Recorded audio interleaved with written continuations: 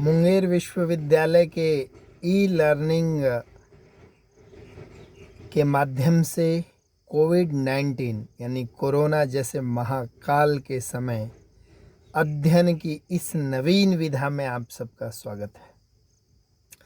यह video BA द्वितीय वर्ष यानी पार्ट 2 के विद्यार्थियों के लिए बनाया जा रहा है।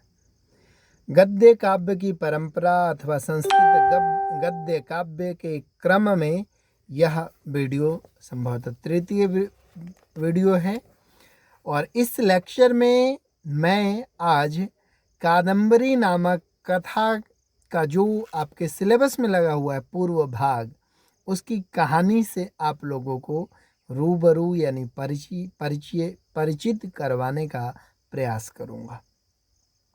जैसा कि प्रिय विद्यार्थियों, आप सबने जान ही लिया है कि कादंबरी विश्व श्रुत कह सकते हैं एक गद्य रचना है जो कि संस्कृत भाषा में लिखित है और इसके रचनाकार महाकवि बाणभट्ट हैं जो कि राजा हर्षवर्धन के दरबार में रहते थे अथवा दरबारी कवि थे अथवा राज्याश्रित कवि थे। यह सब कुछ हमें ज्ञात है। उनकी इस कहानी में बहुत ही रुचिपूर्ण एवं सरस पात्र एवं कथानकों को रखा गया है।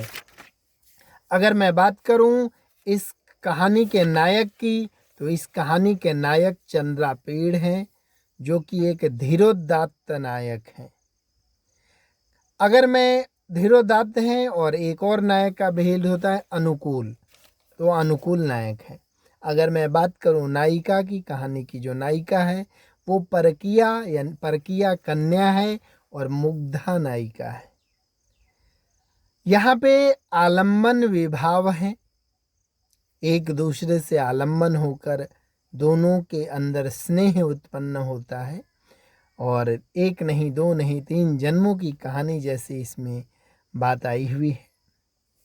उसके पश्चात चंद्र और चंद्रमा आदि, चंद्र और चंद्रमा यानी कि चंद्रमा की रोशनी, चांदनी रात, इस प्रकार के जो एक तरह से कह सकते हैं उद्दीपन विभाव है जिससे आलम्बन और उद्दीप्त होता है और रस के कह सकते हैं कि रस पूर्ति में अथवा रस स्वादन में या विभाव अनुभाव व्यभिचारी भावान, ये आप जानते हैं विभाव अनुभाव और व्यभिचारी भाव के संयोग से रस निष्पन्न होता है।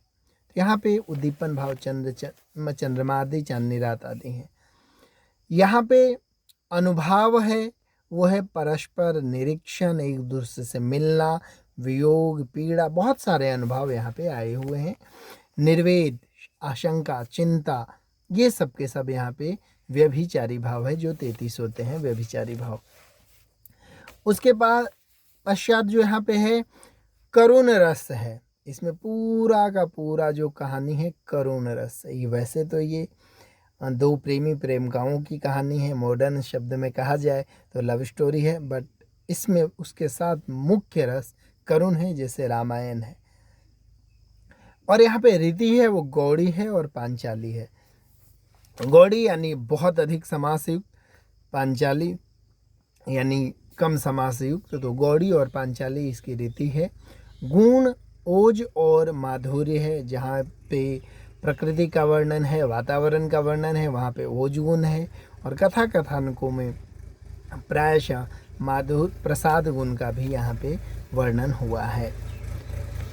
इस प्रकार आप सभी देख रहे हैं कि ये तो एक नायक का परिचय है। रही बात धीरोदात्त नायक हो गया या परकिया कन्या हो गई, ये सारे नाट्यशास्त्रीय तत्व हैं। इसके ऊपर आप लोग अध्ययन कर सकते हैं या परिचर्चा कक्षा में कर सकते हैं अपने गुरुजनों से, या कक्षा में आप आएंगे तो उसकी चर्चा हो सकती है। स्वयं भी आप देख सकते हैं नाट्यकांड में। अब मैं बात करता हूँ इसकी कहानी की। तो कादंबरी की जो कथा प्रारंभ होती है, वो कथा जो प्रारंभ है, जैसा कि आपने कथा के लक्षण में देखा था कि कथा के लक्षण में आप लोगों ने देखा था कि कथा का जब प्रारंभ होता है तो सज्जन और दुर्जन का वर्णन किया जाता है।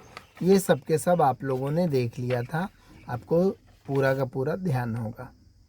उसके पश्चात जब इसकी कहानी प्रारंभ होती है तो आप लोग पंक्ति आप लोग देखिएगा क्या है, आसीद शेष नरपति शिर था। वैसे भी कहानी जब भी हम लोग पढ़ते हैं चाहे दादा नानी के, तो क्या कहते, एक राजा था एक रानी थी, एक था राजा एक थी रानी, दोनों मरे, खत्म कहानी। ऐसी भावना बचपन से बाल्यकाल से हम सबके अंदर समाहित है। इसमें भी कुछ ऐसे ही भाव है, कहानी है। और कहानी प्रारंभ होता है विदिशा नाम की नगरी में। विदिशा नाम की नगरी में शूद्रक नामक राजा थे और वो वहाँ के बहुत ही प्रसिद्ध राजा रहे थे और उनकी राजधानी थी विदिशा। राजधानी में उनके दरबार में एक चांडाल कन्या वैशंपायन नामक एक तोते को लेकर के राजा को देने के लिए आती है, सौंपने के लिए। क्यों? क्योंकि तोता बहुत ही अनोखा था, वो मनुष्यों की भांति वार्तालाप करता था, इसलिए उसको देने के लिए, राजा को सौंपने के लिए आ रही थी। और आई, जब आई तो राजा ने तोते से परिचय पूछा।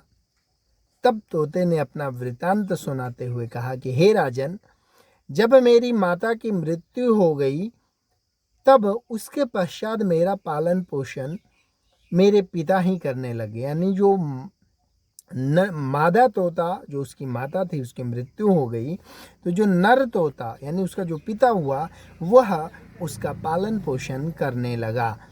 तभी एक दिन दुर्घटना घटी और एक शिकारी ने उसके पिता का भी वध कर दिया या मार डाला या शिकार कर लिया, जो भी आप समझे।